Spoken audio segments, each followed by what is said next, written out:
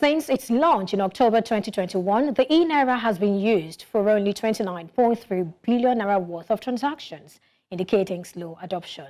Transaction volume remains low, with only 29.3 billion naira recorded so far, introduced by former President Buhari to boost financial inclusion and cut reliance on cash. The digital naira has seen sluggish uptake.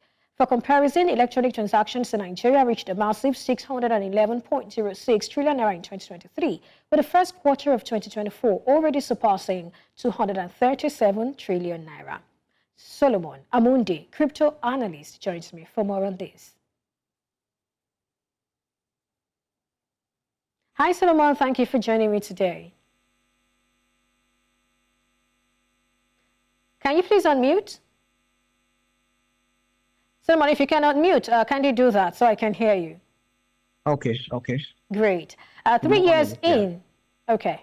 3 years in, we have just 29 billion naira worth of transactions. Are you impressed? Sincerely, I'm not really impressed because $29 billion, 29 billion naira, that's barely about $20 million for a product that has been backed by the CBN in 3 years. That's actually quite poor, so I'm not really impressed. So what do you attribute this to, these numbers? What do you think is responsible for it?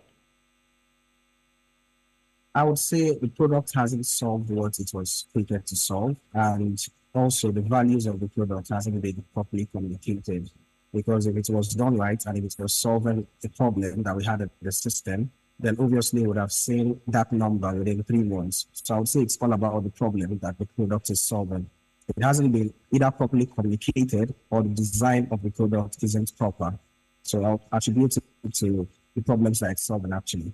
All right, so what's this value you talk about, and what are your expectations? If these values were properly communicated, just like you stated, what do you think would have happened? Yeah, I think, first of all, if we're talking about the eNaira, the first question would be, what's the eNaira? What was it designed to solve? What would the common person benefit by making use of the eNaira? I think if we start the conversation from that angle, then we will be able to face the challenges that the common person is facing, which makes most of them to make use of cryptocurrencies for the transactions like stable coins. And that way, we can be able to foster more volume working with the eNaira. So I would say the value proposition of the eNaira is not yet appealing to the general public. And that's where the problem lies, basically. Because comparing from last year to year before last till date, and the max we've seen is about 29 billion. If you compare that to what is happening with stable coins, you'll find out that it's just barely 1% of the transaction volume that you see people do with stablecoins on a regular basis. So I would say it's all about value proposition. So the eNaira basically has to probably be redesigned or worked on, basically. Okay, so let's begin with the value proposition, which you talked about before we then come to redesigning and all of that. Now, goals and objectives of the eNaira include 8-to-8 financial inclusion, improving payment efficiency, improving revenue and tax collection, and direct payments to citizens by the government. Has eNaira lived up to any of these expectations? I would say it hasn't. I would say it hasn't lived up to any of those expectations. Because let's say, with all you've explained right now, the Naira can do all of that. With everything you just listed out, the Naira can do all of that. So the question the common Nigerian will ask his or herself would be, why then should I make use of the eNaira? What is there for me to benefit? What advantage is there making use of the eNaira? Because, with the Naira, all of these things are listed. Government can do all of these things. So there's no clearly defined path or clearly defined advantage that the eNaira has over the actual Naira that you have in your accounts. So I think that's where the problem lies. And you can't really force people to use something that they don't understand and something that they see no value or no benefit in using. So I think that's the major issue. Well, we also understand that this eNaira has, let's say low transaction cost. Isn't that something, to sort of spur people to want to use it? Because we don't have intermediaries, whether it's the payment cards or even the NIBs, all of these intermediaries and all that, it's just P2P or merchant to business, what have you, business to persons and all of that. Okay. Now, when we talk about the eNaira having less fees and less charges, we have to communicate it properly. To what extent? If I do a transaction from my bank to another bank or within my bank, I'm being charged a certain fee, a certain amount. Now, if you communicate it properly to the public that if they make use of the eNaira, they won't be charged that amount, even if it's 25 naira or 50 naira. But if you make use of the eNaira, you'll be charged probably 1 naira or 2 naira or 5 naira or no amount. Now, people would want to make use of the eNaira because there are people that do lots of transactions, not necessarily volume, but little transactions, so many. You get the numbers in a day, they can do about 50 transactions in a day. And if you check how much they pay and how much they spend, about 25 naira or 50 naira per transaction, multiplied by 100 transactions they do in a day. And you let them know that if they are using the eNaira, they'll pay barely 5% of that amount as fees. Now, that would be something that would make most persons naturally gravitate to using the eNaira. So that's why I say it's either the values haven't been properly communicated or it was poorly designed.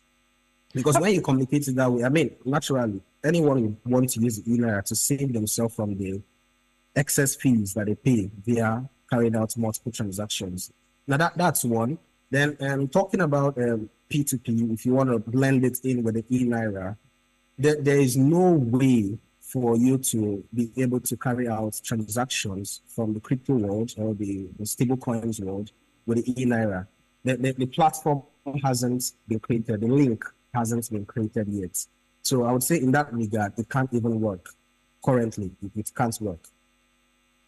All right. Now, I'd like you to talk about this now. When we look at the slow adoption, could it also be because you can actually not cash it out? I mean, you can't have money in your eNaira and say you want to be able to take it out or withdraw it. No, it's just going to be there in your wallet and you do all your transactions digitally. Do you think that's also one of the reasons we're seeing slow adoption or low adoption? No, I doubt. I don't think it has to do with if you can cash it out or not. I doubt. I just feel it has to do with the benefits of using it. Because if you tell me, like I said earlier, if you say, let's say I have $1 million naira in my account and I perform about 50 transactions daily and I spend on average for every transaction about 25 naira for the cost of the transaction charged by the banks. And you say, if I convert that 1 million naira to the eNaira and I conduct my 50 transactions, I would spend barely 10 naira for all of those transactions. Naturally, it's a no-brainer. I would convert my 1 million naira to eNaira so that I can save myself paying 25 naira per transaction for fees to be processed by the banks. Now, that makes more sense. If you tell the common man that, it makes more sense. So the person can convert, make use of the eNaira, generate all of the volume and all of the traction. And afterwards, should the person want to withdraw, the person can very easily convert their funds back to Naira and withdraw. So that's why I said it has nothing to do with being able to withdraw your eNaira or not being able to withdraw it. It has more to do with value proposition. All right, so do you think the banks sort of played a role in the lackluster adoption of the eNaira? I'm saying this because in some quarters, it's believed that the banks frustrated it because it did not give them room to make a profit. What do you think?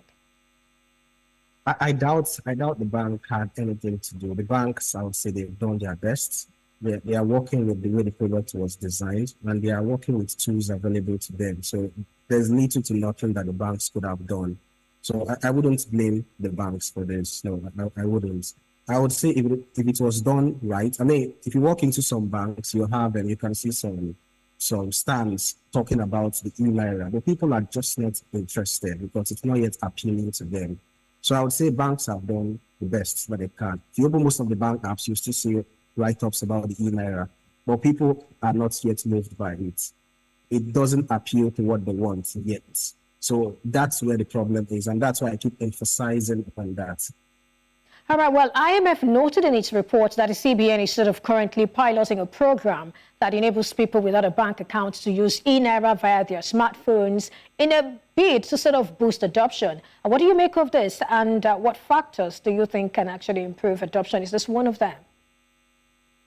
If we're talking about making use of the eNaira, assuming we get to the point where you can make use of the eNaira without a bank account?